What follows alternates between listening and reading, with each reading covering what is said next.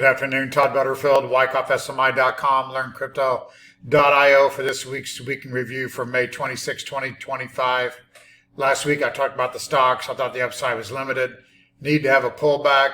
The Wyckoff wave had that 52 technometer, and we were up there at new all-time highs. We did back off the rest of the week. I did have a sell signal Monday on the SPY, which we updated to the stock, and also the crypto Discord saying we were looking for a pullback.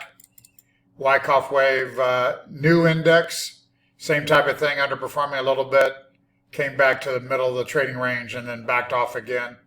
And the Wyckoff wave growth index also went to new highs and kind of worked sideways the rest of the week. But the SPY is when we had the technometer reading above 50. We got that on Monday as we showed by the red highlight. So again, we talked about a pullback occurring. I still think that's in progress. Just for the heck of it, I did throw in what I think maybe is a sideways type action that we could be experiencing in the next couple of months, just because sentiment seems to be bouncing around. I did show once again this chart that I gave there last week when we had a high put call ratio. It was showing that the markets would probably continue higher, but that did back off coming into Monday, down to levels where markets could turn down. So again, I use that information with our overbought technometer to give a sell on the SPY and stocks in general on Tuesday.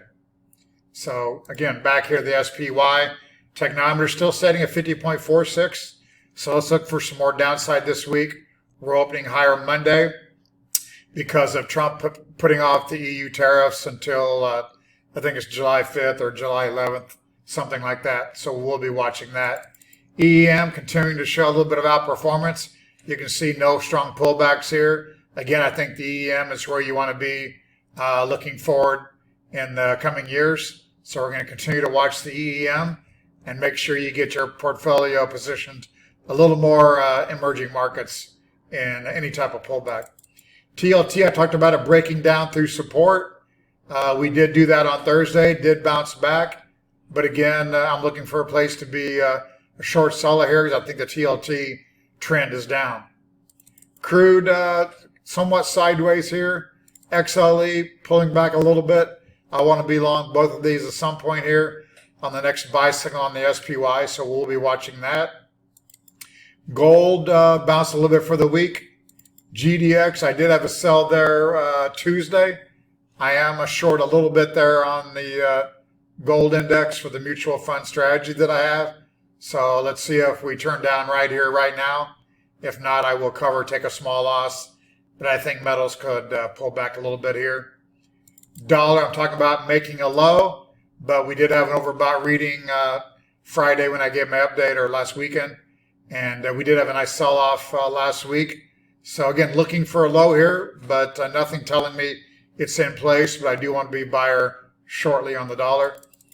Bitcoin, I talked about having that triangle. I think I had it labeled maybe a little bit wrong because we did have the new low in the volume while price was holding sideways to higher. That was friendly. That's why we got the run to 110. We're still holding those levels. But again, I think crypto could be a little bit possible a pullback here also with stocks. So I still think Bitcoin looks lower, Ethereum, etc.